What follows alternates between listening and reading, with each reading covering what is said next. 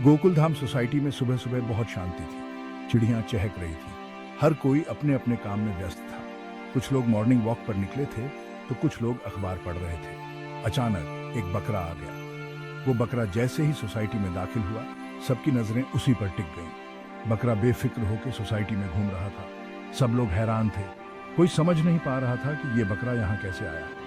ये बकरा आया कहाँ से? लोग आपस में बातें करने लगे। कुछ लोग तो बकरे के पास जाकर उसे देखने लगे। अरे ये बकरा किसका है? किसी ने पूछा। सब लोग एक दूसरे की तरफ देखने लगे। सब लोग इधर उधर देखने लगे। कोई भी इस बकरे के बारे में कुछ नहीं जानता था। किसी को कुछ पता नहीं था। सबके चेहरे पर हैरानी और उलझन साफ दिख रही थी। बापूजी ने जेठालाल को बुलाया। उन्होंने सोचा कि जेठालाल ही इस समस्या का हल निकाल सकता है। जेठा, जाओ देखो ये बकरा किसका है। बापूजी ने आदेश दिया। जेठालाल ने अनमने मन से बकरे की तरफ कदम बढ़ाए। जेठालाल बकरे को देखकर डर गया। बकरा उसे घूर रहा था और जेठालाल के पसीने छूटने लगे। बापूजी, मैं नहीं जाऊंगा, ये मुझे मार डालेगा, जेठालाल ने डरते हुए कहा। जेठालाल का चेहरा पीला पड़ गया। उसकी हालत देखकर सबको हंसी आ गई। बापूजी ने गुस्से से कहा, तुम्हें डरने की क्या जरूरत है? ये तो बस एक बकरा है। डरना क्या बे, जाओ और पता करो।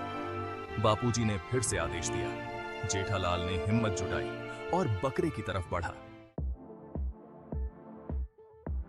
जेठालाल डरते डरते बकरे के पास गया। उसे समझ नहीं आ रहा था कि बकरे को कैसे पकड़े। बकरा घास खा रहा था। उसे जेठालाल की कोई परवाह नहीं थी। जैसे ही जेठालाल ने उसे पकड़ने की कोशिश की, बकरा भाग गया। जेठालाल ने सोचा कि यह काम इतना आसान नहीं होगा। जेठालाल भी उसके पीछे पीछे भागा। वह बकरे को पकड़ने के लिए पूरी ताकत लगा रहा था। पकड़ो पकड़ो, कोई तो इसे पकड़ो। सब लोग चिल्ला रहे थे। बाजार में हंगामा मच गया था। जेठालाल बकरे के पीछे भाग रहा था, लेकिन बकरा बहुत तेज था। वह इधर उधर दौड़ता रहा, लेकिन बकरा बहुत तेज था। वह जेठालाल को चकमा दे रहा था। जेठालाल हाँफने लगा। वो थक गया था।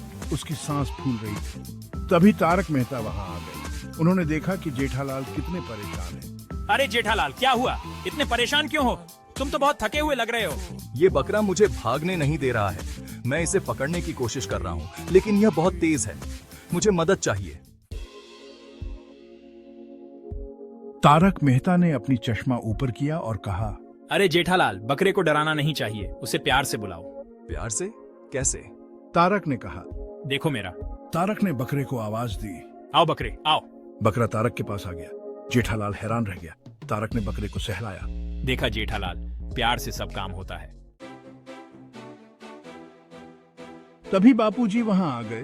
उनके चेहरे पर मुस्कान थी। बापूजी, ये आपका बकरा है? अरे ये तो मेरा बकरा है, बापूजी ने कहा। सब लोग हैरान रह गए। ये बकरा बापूजी का था।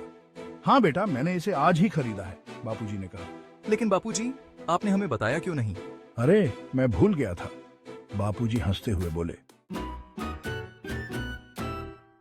सब लोग बापूजी की बात सुनकर हंसने लगे। बापूजी हमेशा अपनी मजेदार कहानियों और चुटकुलों से सबका मनोरंजन करते थे। उनकी बातें सुनकर हर कोई अपनी हंसी रोक नहीं पाता था।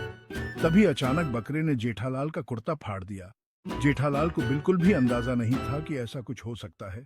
बकरा तो बस खेल रहा था, लेकिन उसने जेठालाल के कुर्ते को खींचकर फाड़ दिया। जेठालाल का मुंह खुला का खुला रह गया। वो समझ ही नहीं पाए कि अचानक ये क्या हो गया। उनकी हैरानी का ठिकाना नहीं था। बापूजी, ये देखो आपके बकरे ने क्या किया, जेठालाल ने बापूजी को दिखाते हुए कहा। बापूजी ने बकरे की तरफ देखा और हंसते हुए बोले, अरे ये तो शरारती बकरा है। बापूजी और बाकी सब लोग ठाका मारकर हंसने लगे। सबको ये घटना इतनी मजेदार लगी कि कोई अपनी हंसी रोक नहीं पाया। जेठालाल भी आखिरकार हंसने लगे। उस दिन गोकुलधाम सोसाइटी में खूब हंसी खुशी हुई। हर कोई इस मजेदार घटना को याद करके हंस रहा था। ये एक ऐसा दिन था जिसे कोई भी भूल नहीं सकता। एक छोटी सी गलतफहमी से इतनी हंसी आ सकती है, ये तो उस दिन पता चला। गोकुलधाम सोसाइटी में हर दिन कुछ न कुछ मजेदार होता रहता है।